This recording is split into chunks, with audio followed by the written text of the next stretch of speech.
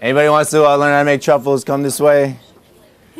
My name is Mehdi Chellaoui. I'm a CCAP graduate. We're going to be making truffles today. All right, starting out with a little heavy cream and corn syrup.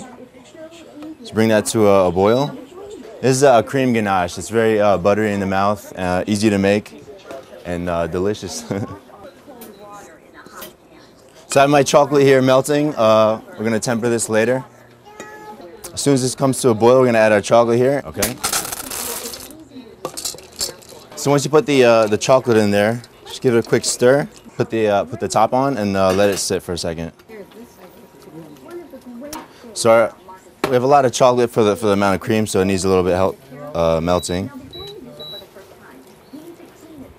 When you're melting chocolate, it's important to just slowly melt it. I just have water barely simmering over here, stirring constantly.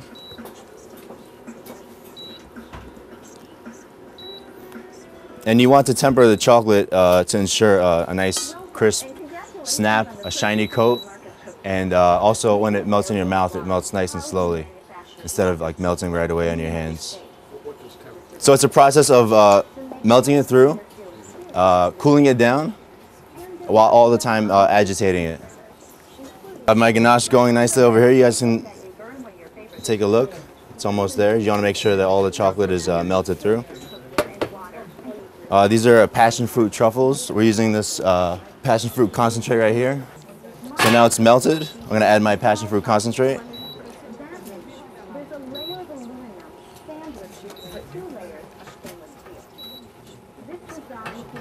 And if you take a look, it's just important to keep an emulsion. It should be nice and smooth like that. If you were to overheat it, it might break and curdle.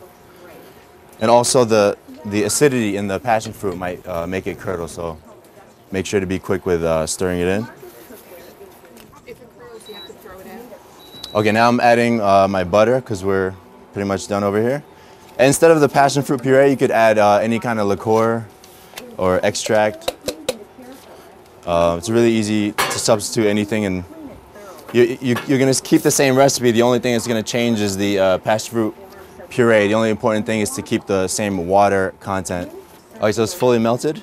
Yep. Now we're going to just take it off the heat, and we're going to keep stirring. We're going to add a little bit of cold chocolate. That'll bring the temperature down, as well as introduce tempered crystals. Like once it finds chocolate that's tempered, it kind of just copies its structure. So just by adding a little bit in and all the time stirring. So what's important is just that it's, again, just smooth, silky smooth, you know. Pour it into a bowl, and then we're going to refrigerate it. A half hour later, time goes by quickly. It looks like this. Okay, so we're just going to ball this out like so.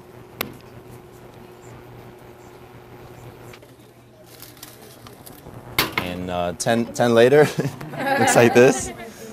You dab a little bit of cocoa on your hands just to make it easier to roll, and just really form it right now. So at this point, we're ready to coat them in chocolate. First coating, and then do it again, just to prevent cracking. And once we do it on the second coat, we're gonna roll it in cocoa powder. That's perfect, yeah. So you just wanna take the truffle and just quickly give it a roll. A nice thin coat for the first one.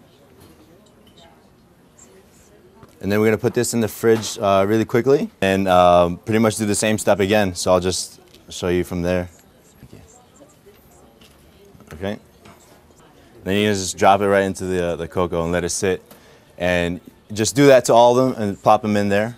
You can stop at this point, or if you like a little bit more bitter taste, stop at this point. So you put it in the fridge, and that's your finished truffle. Simple, right?